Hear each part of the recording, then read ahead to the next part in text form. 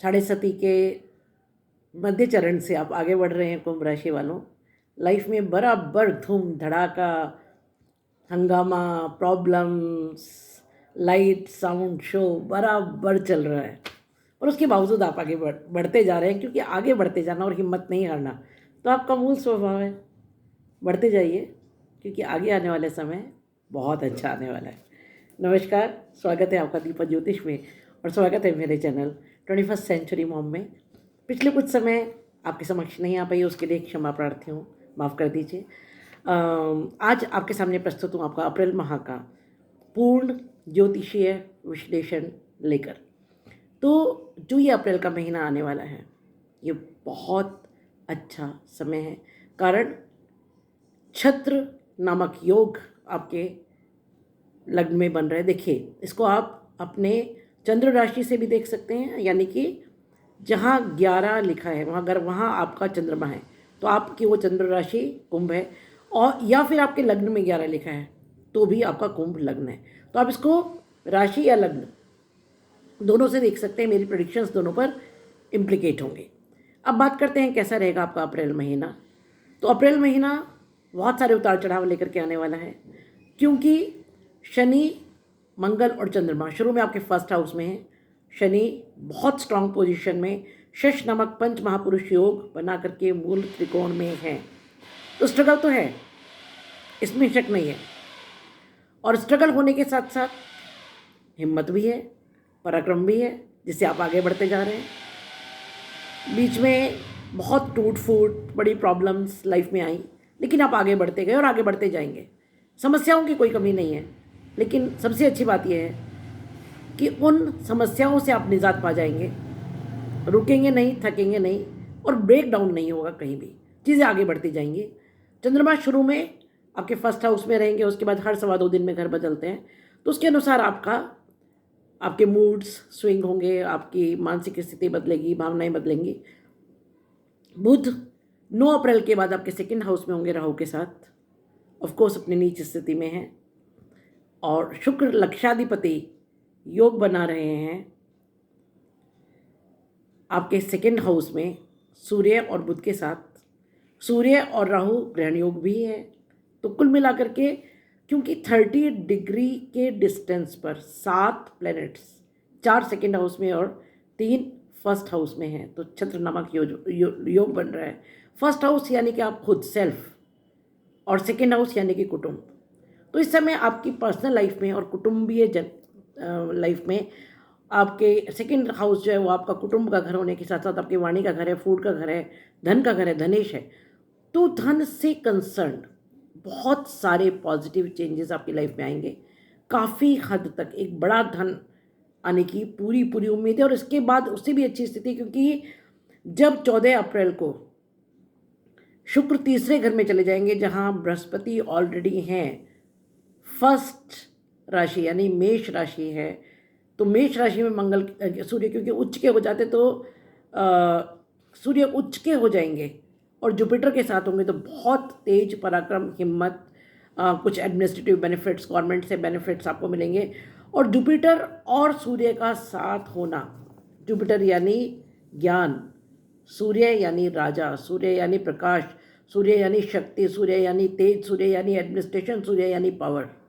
तो जब इन दो चीज़ों का कॉम्बिनेशन होगा और दोनों की पूर्ण दृष्टि क्योंकि भाग्य भाव पर होगी, और शुक्र भाग्य भाव के स्वामी होकर के जब तीसरे घर में बैठ करके भाग्य को देखेंगे, तो कुछ ऐसे रुके हुए काम जो बहुत लंबे समय से रुके हुए थे, जिनमें सिर्फ भाग्य की जरूरत थी, अचानक भाग्योदय।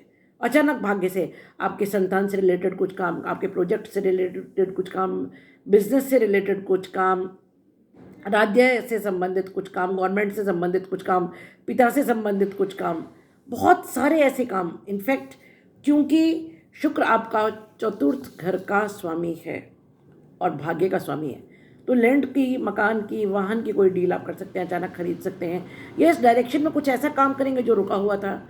सुख का भी स्वामी है शुक्र, तो आपके प्रेम संबंध, पत्नी से संबंध अच्छे होंगे, प्रेमी प्रेमिकाओं के संबंध अच्छे होंगे, माता से संबंध अच्छे होंगे, आप परिवार के लिए कुछ बहुत अच्छा करेंगे।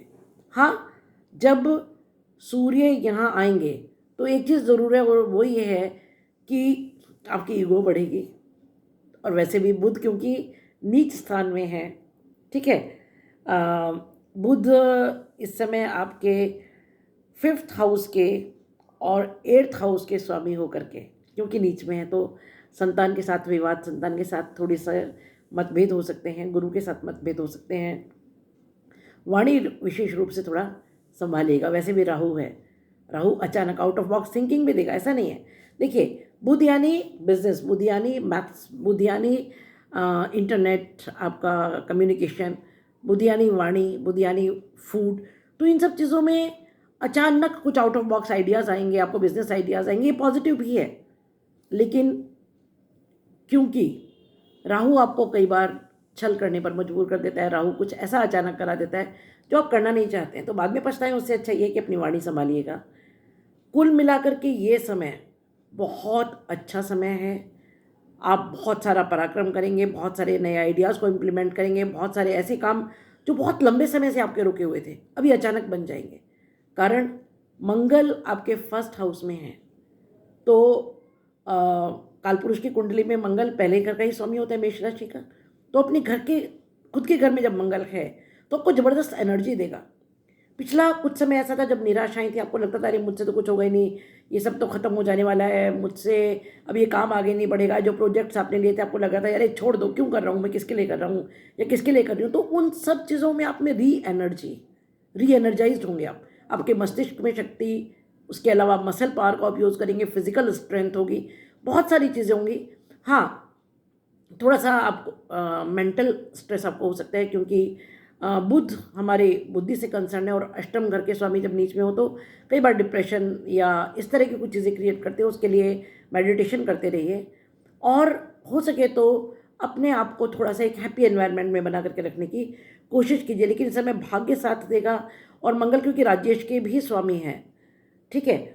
हाँ, सिंह राशि क्योंकि आपके 7वें घर में है, तो सूर्य 7वें घर के स्वामी होकर के जब उच्च के हो जाएंगे तो पत्नी या पति के साथ थोड़ा सा मतभेद हो सकता है। वही मैं बात कह रही हूँ। देखिए, कुंभ राशि वालों को मैं शुरू से एक बात कहती हूँ कि आप सब कुछ करते हैं और उसके बाद कुछ कड़वा बोलेंगे और सब पर पानी फिरा देंगे।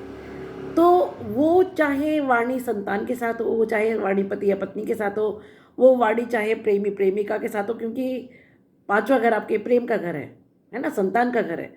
तो कुछ भी ऐसा कहने के पहले थोड़ा सा एक बार सोचिएगा, विचार कीजिएगा, उसके बाद बोलिएगा, ताकि आपके करे धरे पर पानी ना फिरे। बृहस्पति क्योंकि लाभ स्थान का स्वामी होकर के पराक्रम में, और वहाँ जहाँ अभी आपके मिड ऑफ अप्रैल में क्योंकि सूर्य उच्च के होकर के आ जाएंगे, और क्योंकि शुक्र लक्षाधिपति योग बना रहे हैं आपका 2nd हाउस में, तो कुल मिलाकर के आप बहुत सारे ऐसे काम इस समय कर जाएंगे जिसकी आपको खुद से ही उम्मीद नहीं होगी। जिसको जो कॉन्फिडेंस आपने खो दिया था पिछले दिनों में, वो लौट करके आएगा। तो फिर वो चाहे आपके बिजनेस की प्रोग्रेस हो, जॉब की प्रोग्रेस हो, आपके फाइनेंसेस का स्ट्रांग होना हो, या आपका कम्युनिकेशन हो, या फिर ये है कि आपका भूमि भवन वाहन खरीदने से कुछ कंसर्न काम हो। कुल मिलाकर के ये जो अप्रैल का महीना है बहुत कुछ आपको दे करके जाएगा। बस अपनी मेंटल हेल्थ का थोड़ा सा ख्याल रखें और अपनी वाणी संभालें। मैं आपको कुछ उपाय बताती हूँ, अगर हो सके तो हनुमान चालीसा तो आपको रोज ही करना चाहिए, क्योंकि शनि जब 1st हाउस में होते हैं तब हनुमान चालीसा आपको रामबाण है, उससे अच्छी कोई चीज़ नहीं है। और सूर्य इस समय जब उच्च के होंगे तो उनसे क्रोधित होकर के नुकसान करने के बजाय फ़ायदा उठाइए। अगर हो सके तो आदित्य हृदय स्त्रोत का पाठ कीजिए, सूर्य को जल दीजिए। मेरी आपसे एक रिक्वेस्ट है कि जो वीडियोस मैं आपको भेजती हूँ, हो सके तो उस पर कमेंट ज़रूर कीजिए, क्योंकि आपके कमेंट करने से हमें एक फीडबैक मिलता है। उसका रीज़न ये कि देखिए, हम सब वैदिक एस्ट्रोलॉजी पढ़े हैं, हम सभी वो लोग हैं जो हज़ारों हॉरोस्कोप्स रोज़ देखते हैं। तो जो एस्ट्रोलॉजी है वो ऐसा कहती है कि जो भी हमारे सूत्र हैं एस्ट्रोलॉजी के, वो समय, स्थान और परिस्थिति के ऊपर एप्लीकेबल होते हैं। तो जो हॉरोस्कोप्स हम देखते हैं वो हमारा रिसर्च लगातार चलता रहता है, और उन जो हमने पढ़ा है आज तक उसके साथ साथ जो हम रिसर्च कर रहे हैं उसके बेसिस पर ये एनालिसिस आप तक भेजते हैं। तो अगर आपका फीडबैक हमें मिलेगा तो हमें बहुत हेल्प मिलेगी ये जानने में कि आगे हम और क्या इंप्रूवमेंट कर सकते हैं। अगर आपको मेरे वीडियो में लगता है कि मुझे कुछ सुधार करना चाहिए, या देखिए जितना अल्प ज्ञान हम सबको है उसके अनुसार हम आपको बतलाते हैं। जहाँ तक वैदिक ज्योतिष का सवाल है, तो ऐसा कहते हैं कि पूर्ण ज्ञान तो सिर्फ ब्रह्मा जी के पास है, हम सब लर्नर्स हैं और आगे भी ये लर्निंग प्रोसेस चलता रहे तो अच्छा है। आप सबका बहुत सपोर्ट मुझे मिला है, उसके लिए बहुत बहुत धन्यवाद। कमेंट ज़रूर कीजिए, शेयर कीजिए, अगर आपने सब्सक्राइब नहीं किया है तो सब्सक्राइब ज़रूर कीजिए, लाइक कीजिए और आपके सारे सपोर्ट के लिए तहे दिल से बहुत बहुत धन्यवाद। जल्दी ही एक नया वीडियो लेकर के फिर आपके सामने आऊँगी। तब तक के लिए stay happy, stay blessed, good bye.